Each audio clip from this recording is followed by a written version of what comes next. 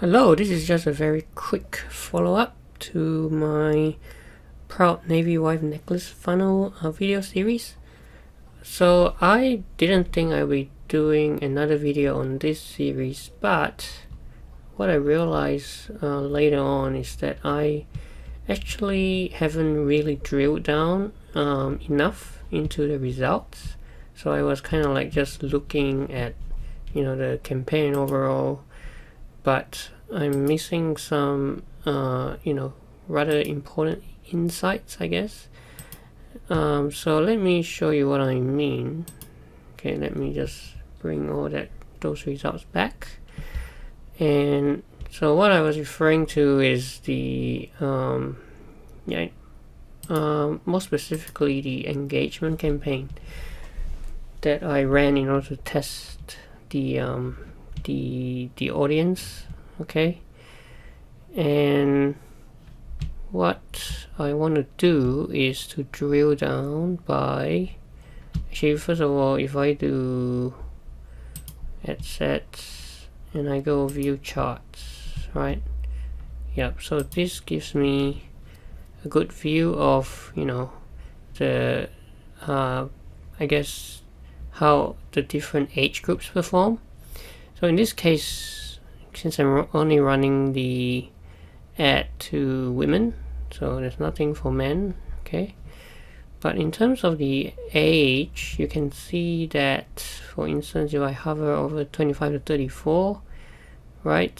So on the left, you see the it says 1%. So 1 out of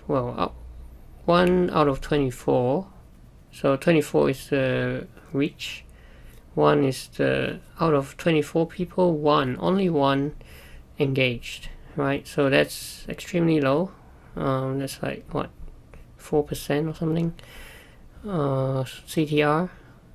If I move down 8, so this is like 8%. 21 out of 1 at 7, also pretty low. And then we got 53 out of 434, also pretty low. But this one is actually doing pretty okay, 65 plus, right? 108 people engaged out of a total of 536, which is what is it? Close to 20%, right? Yeah. So that's what I mean, right? It seems that the age group that's performing the best is actually the 65 plus, and in fact you can see the cost per result as well, like 8 cents for 65 plus, and this one is 13, which is really high 13, 16 and this one is 31 cents, right? Yeah, so it looks like 65 plus is actually the best performing age group. If I go back now to, say, this view, and I say breakdown by age, right? This is what you can see as well. 108, which is what we saw, out of 536. So CTR, yeah, 18.69%, 19%. Actually, it's better if I do the CTR. Oh yeah, this is alright. CTR, yeah, CTR. Or let's have a look at the click-through rate for CTRO. So let me go customize columns. I do CTRO. Yep, Unix CTRO. So bring this one up.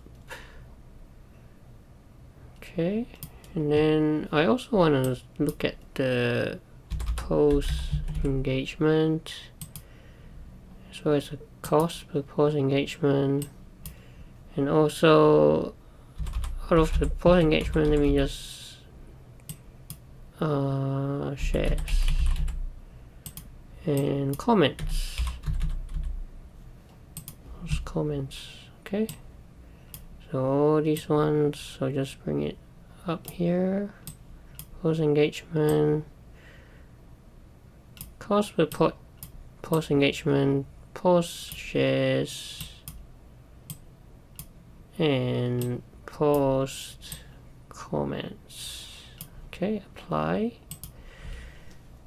and yeah, there you go. You can see immediately that the unique CTR, that's what we said, close to 20%, right? It's what is it, 108 people out of a reach of 536. So yeah, so out of all these age groups, this 65 plus is giving the best CTR, which is close to 20%. And it's also got the lowest cost per post engagement, 8 cents. And you can see that, yeah, out of all the age groups, this is the one that's got the most shares and the most comments. So for sure, this is the winner out of all these age groups.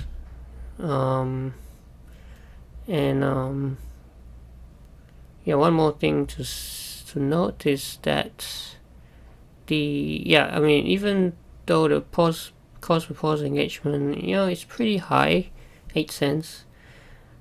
Ideally this should be like less than 5, but it's because, as I mentioned before, right now the CPM is just high, right? 15 plus dollars for this particular ad set, and so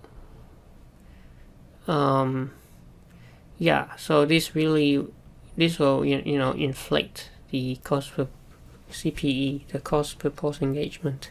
So sometimes it's actually better to actually just look at the CTR, and a 20% CTR is actually good, right? So if it's 20% or above, then it's actually well worth testing this out in a conversion campaign. But that's not to say that I'll do it now, because I mean, I've pretty much killed it.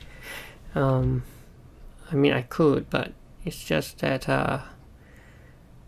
CPM is rather high at this time. So if I go back to the campaign label, you can see that for my conversion campaign, 65 plus, CPM is like ridiculously high, $40.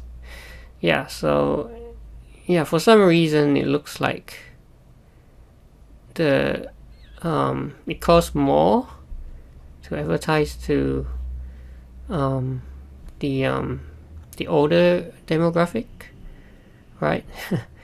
So I mean,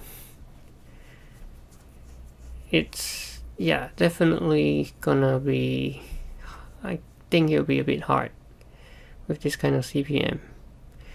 But it's also interesting, right? If you look at the conversion campaign, the breakdown of ages in terms of the link clicks, right? 65 plus is by itself has 9 clicks, which is more than the other age groups combined, like 2, 3, 5, right? So I guess I'm just saying, if I were to like run the conversion campaign again, like after running the engagement campaign, I would probably say, looking at these results, I would probably just take the 65 plus segment and just run this by itself in the conversion campaign, which might have given me a better chance of making a sale or two, because as you can see, right, in terms of the spend, how much did they spend? Just want to let's see, is there a breakdown? Yep, so spends $29, right, for the 65 plus, but all these other age groups combined also took up about half of the budget as well, like so $60 spent, so half went to 65 plus, but the rest went to the other age groups all combined. So if I were to have the $60 all going into the 65 plus, then I might have got a sale. But obviously it's no guarantee. I'm just saying that given that 65 plus seems to be the most engaged with this particular product, there's probably more of a chance of getting a sale from this segment. Okay, but yeah, that's just some quick observations to emphasize the point that sometimes it's worth drilling down, especially by age groups. And I guess this one is only running to women, but if you had some ad sets that are targeting both men and women, it's also definitely worth breaking that down by gender as well. Okay, but yeah, so those are just some quick observations. This is the type of stuff, right, that we say we are spending money to buy that data for, right? So it'll be a damn shame if if we overlooked like some of these things that just pop out, right? So for instance, in this case, it's pretty clear, pretty telling that the 65 plus is a clear winner. Okay, so that's it from me. I will definitely be trying out new funnel for new campaign, so stay tuned.